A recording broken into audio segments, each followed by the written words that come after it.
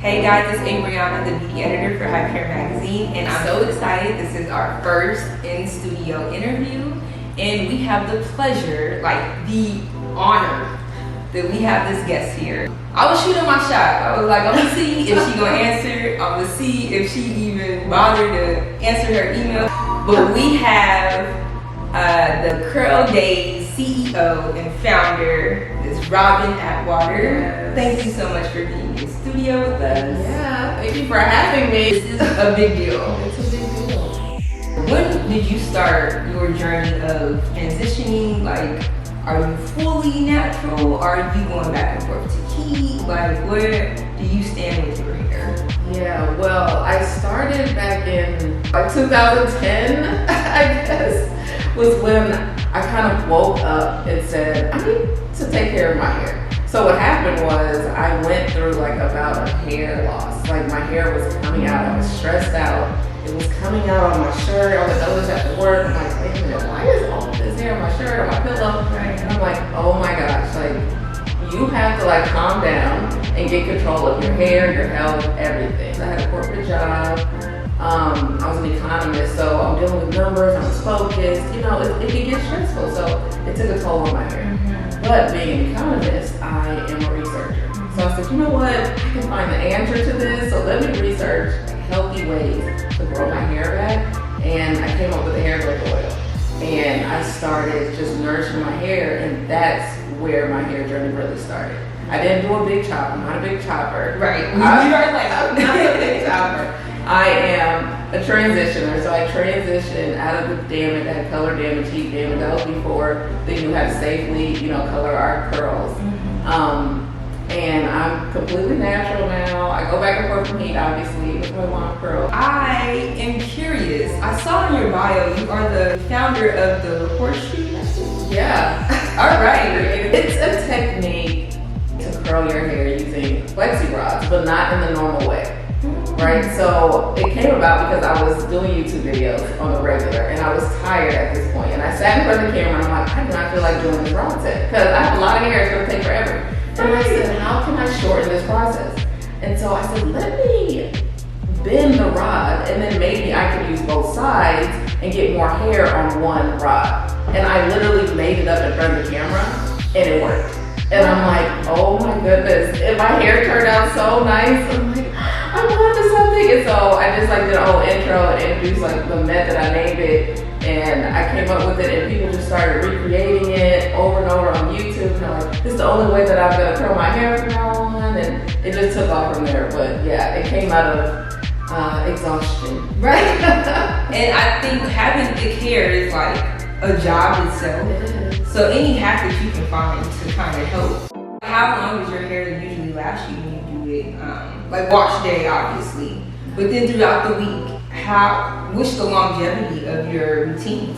Yeah, well, when I do a wash and go, that's usually what I do. Before my products, my wash and go would last about 3 days. Okay. Every 3 days, I would redo my hair like clockwork. It would usually be frizzy and a mess, but since I came up with my products, I get 7 days out of my wash and go now. The moisture's still there, the definition's still there. I'm like, why am I re-washing my hair? Not a lot of product buildup or anything. Not silicones or anything in my products. I'm like, I can get about 7 days now, which is good. I can attest to that because this thing is so moisturized. Yeah. We're gonna get into it, but it's really good. Yeah. And I have to play around and find what works for me. And I love trying new products, but I don't know if y'all do.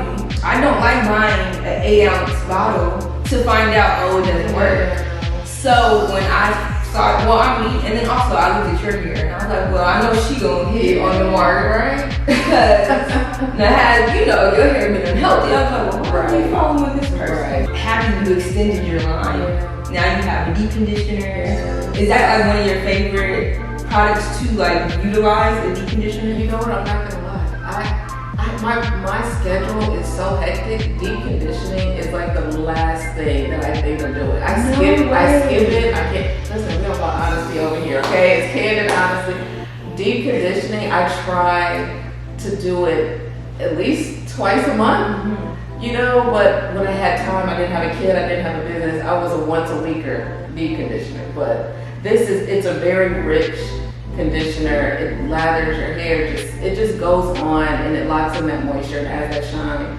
So even though I'm skipping a couple deep conditioning sessions, when I actually do, you know, it's worth it. It's worth it. And how did you get that method of like creating this? You had a chemist, just so in tune, you was like, I'm gonna figure this out myself. Like, you know, how did that come about? I did a hair growth oil myself. I did all that in my house, and then I came up with a gel curl cream that I mixed in my kitchen. Like, I felt bad. Luckily, we didn't have kids at the time, but our cabinets had like all kind of random ingredients in it, like preservatives. Like, it was nuts. Like, instead of food, we have preservatives for gel in my cabinet. DIY. So I did it myself, and then I said, this is cute, but I can't really scale this on my own. You know, that's not really what I'm gonna do, and I wanna make sure that it's safe for the masses, that it's formulated properly. So I reached out to a cosmetic chemist, and that's where the journey began. So I figured I would use my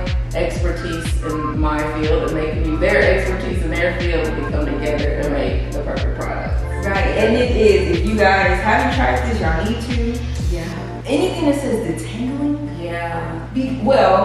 welcome to the thick club, right? Exactly. Because this hair right here, like, you have to have something that's gonna detangle. Yeah. I think that's what prevents people from like even touching their hair. They're like, Right. it gets matted, you know, Right. stuff like that. Besides your horseshoe method, do you have any thick hair, girl, tips that you would give? Well, get the Curldaze detangling conditioner first and foremost, because I would strongly believe that the detangling process starts at wash day. It doesn't start when you're trying to style. You have to, when you put that conditioner in your hair, you have the water coming down on your hair, soaking your strands. That's the time to detangle with your fingers. Use your fingers, ladies. Right. Start with your fingers. Then you can use a tool later if you need it. But when I was making that conditioner, I made sure that it was like, it would just melt your tangles, which it does. And you can just break your fingers through. Take your time. Take your time. Like I always say, treat your hair like silk. Treat it like satin. Treat it like lace. Like it's delicate. It can break. It will break.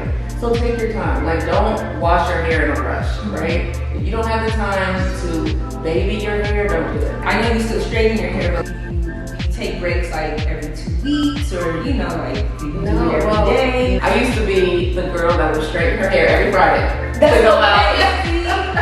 Every Friday, I was that girl. My hair, I never had perm. Fun fact. But every Friday, that flat iron was on my hair, honey, and I had no curls. But I didn't know. I didn't know what I was doing. Yeah. And I think we have to unlearn what we were taught when we were younger. Absolutely. So I think a part of that too, I mean, I feel like we weren't presentable if our hair wasn't straight, but also like the myths of like, oh, you'd be good if you wait 2 days and straighten it again or use heat, but we weren't taught correctly.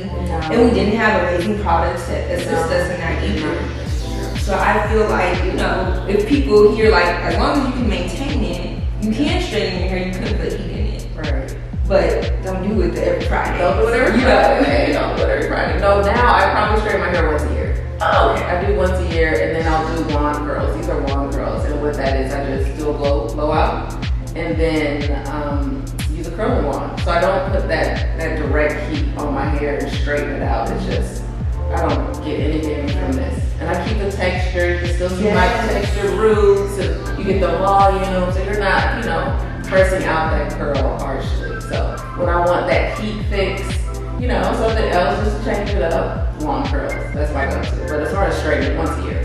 Do you get into wigs with like extensions? Oh, I wish. I really wish I was into that. I admire wigs. I admire extensions. My products work so well on wigs. And I've seen it on like fake hair. Yes. Yes. I mean, I've had people send me videos like, girl, look, I put your stuff on my wig and it brought it back to life. That's curly hair too. Right. You know? Like, exactly. It is. So it works so well. Now I wish I was into wigs and all that, but I've never even done braid extensions. Like no way. No, I've never done. I've done a wig for Halloween. That's about it.